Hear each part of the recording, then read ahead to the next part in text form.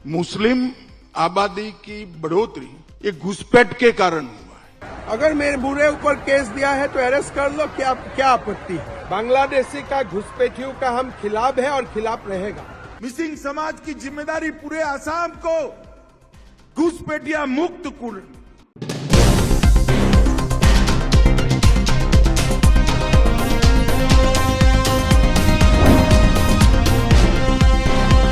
नमस्कार, सत श्री अकाल, आदाब। मैं हूं तमन्ना और आप देख रहे हैं द संकेत लाइव।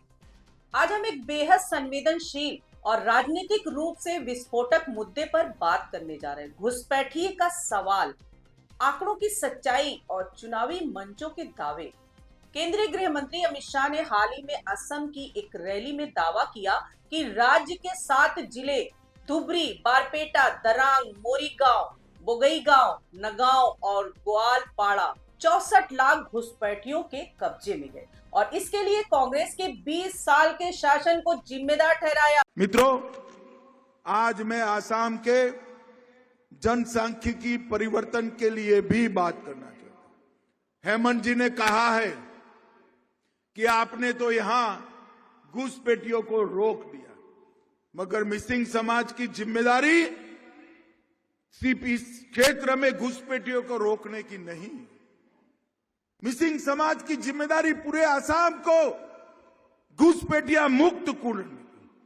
हमारे 7 जिले धुबरी, बारपेटा, दर्रांग, मोरीगांव, बोंगाईगांव, नौगांव और गोलपाड़ा आज घुसपैठिए बहुल हो गए। कांग्रेस के 20 साल के अंदर घुसपैठियों की आबादी के कारण ये 7 जिलों में जो घुसपैठियों की आबादी जरा भी नहीं थी, वहां 64 लाख आबादी हो गई है। 64 लाख आबादी। अगर घुसपैठियों को रोकना है तो क्या करना पड़ेगा? मैं नहीं कहता कि मेरे मिसिंग युवा हाथ में हथियार लेकर बॉर्डर पर घुसपैठियों को रोकने के जाए। ये काम हेमंत विश्व शर्मा की सरकार करेगी, आप चिंता मत करो। उन्होंने ये भी कहा कि केवल भाजपा ही इस कथित घुसपैठ को रोक सकती है। यह दावा राजनीतिक रूप से बेहद बड़ा है क्योंकि इसमें जनसंख्या, सुरक्षा और लोकतंत्र जैसे गंभीर मुद्दे भी जुड़े हैं।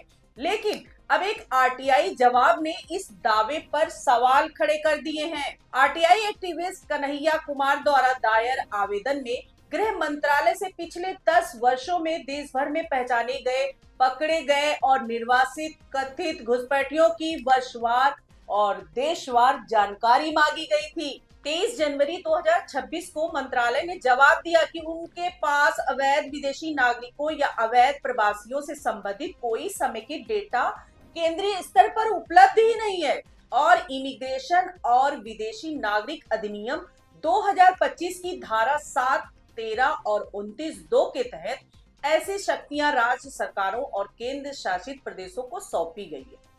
यानी गृह मंत्रालय के पास यह बताने के लिए कोई केंद्रीकृत आंकड़ा ही नहीं है कि देश में कितने लोग पकड़े गए, कितनों को वापस भेजा गया और वे किस देश के नागरिक थे।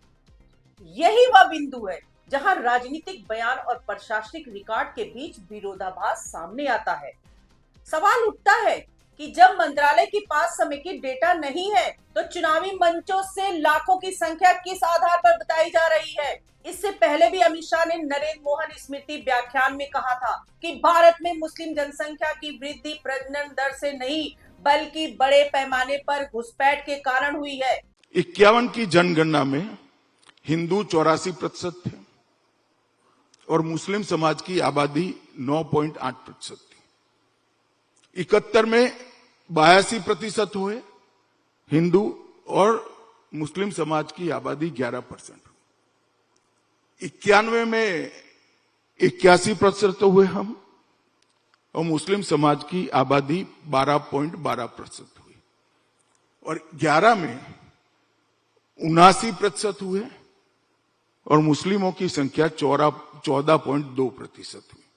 इसमें ऐसे संशय में मत रहिएगा क्योंकि मैं क्यों 2 ही धर्म की आबादी बोल रहा हूं, क्योंकि मैं घुसपैठ की बात करना चाहता हूं, इसलिए इसकी बात है। और इसके रेफरेंस में बाद में मैं बताऊंगा हमारा विभाजन भी है। अगर देश का विभाजन न हुआ होता तो धर्म के आधार पर जनगणना करने की कभी जरूरत ही नहीं पड़ती, परंतु देश का विभाजन चूंकि धर्म के आधार पर हुआ है तो इसीलिए शायद कांग्रेस के नेताओं ने 51 की जनगणना से धर्म को पूछना मुनासिब समझा होगा।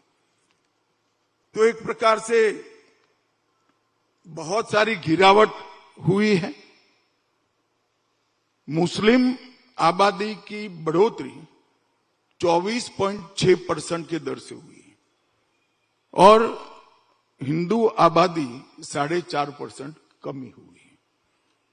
अब मैं इसलिए बताता हूं कि ये फर्टिलिटी रेट के कारण नहीं हुआ है, ये घुसपैठ के कारण हुआ है। ऐसे दावे जब बार बार दोहराए जाते हैं तो उनका आधार सार्वजनिक भी होना चाहिए। इस मुद्दे पर सामाजिक कार्यकर्ता हर्ष मंदन ने इसे बेहद विचित्र बताया।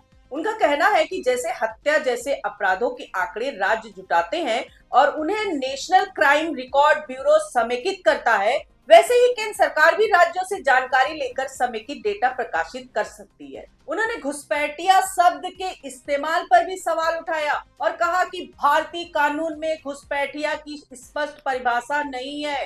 कानूनी रूप से कोई व्यक्ति या तो नागरिक है या विदेशी, और विदेशी वैध दस्तावेजों के साथ या बिना दस्तावेजों के हो सकता है, लेकिन बिना दस्तावेज होना और दुराशय पूर्वक घुसपैठ करना दो अलग अलग बातें। मंदिर का तर्क है कि घुसपैठिया शब्द किसी व्यक्ति के इरादे पर आरोप जोड़ देता है और इससे संवैधानिक अधिकारों पर असर पड़ता है।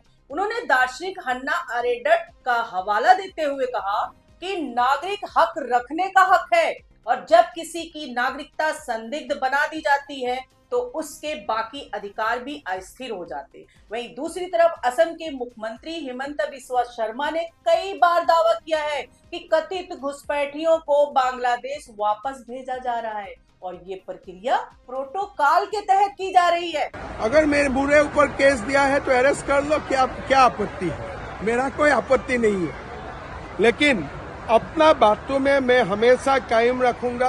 बांग्लादेशी का घुसपैठियों का हम खिलाफ है और खिलाफ रहेगा। उन्होंने सितंबर 2025 में 18 और उससे पहले 13 लोगों को वापस भेजने की बात भी कही थी। यहाँ भी बड़ा सवाल यही है कि यदि केंद्र के पास समेकित डेटा नहीं है तो इन कार्रवाई का समन्वय और सत्यापन कैसे हो रहा है? क्या प्रत्येक मामले में कानूनी प्रत्यावर्तन की औपचारिक प्रक्रिया अपनाई जाती है जिसमें संबंधित देश को सूचना दी जाती है, पहचान की पुष्टि होती है और फिर विधिक तरीके से वापस होती है, या यह प्रक्रिया राज्यों के स्तर पर सीमित रिकॉर्ड के साथ चल रही है? यह बहस केवल राजनीतिक नहीं बल्कि संवैधानिक और मानवीय भी है। एक तरफ राष्ट्रीय सुरक्षा और सीमा प्रबंधन का सवाल है, वहीं दूसरी तरफ नागरिकता अधिकार और विधिक प्रक्रिया का।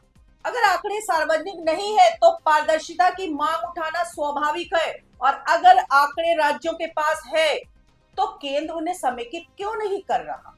चुनावी भाषणों में बड़े आंकड़े प्रभाव पैदा करते हैं, लेकिन प्रशासनिक जवाबदेही दस्तावेज मांगती है। लोकतंत्र में जरूरी है कि सुरक्षा संबंधी चिंताओं पर गंभीर चर्चा हो, लेकिन उतना ही जरूरी है कि शब्दों और संख्याओं का आधार स्पष्ट हो ताकि किसी भी समुदाय या समूह के प्रति अनावश्यक भ्रम या अविश्वास न पैदा हो। अंत में सवाल यही है, क्या घुसपैठ का मुद्दा नीति और डेटा के आधार पर सुलझेगा या राजनीतिक नारों के सहारे चलता रहेगा? आप इस विरोधाभास को कैसे देखते हैं? क्या यह केवल प्रशासनिक विकेंद्रीकरण का मामला है या बयान और रिकॉर्ड के बीच गंभीर अंतर का संकेत? अपनी राय हमें कमेंट्स में जरूर बताइए। चैनल को सब्सक्राइब कीजिए। आज के लिए इतना ही। नमस्कार दोस्तों।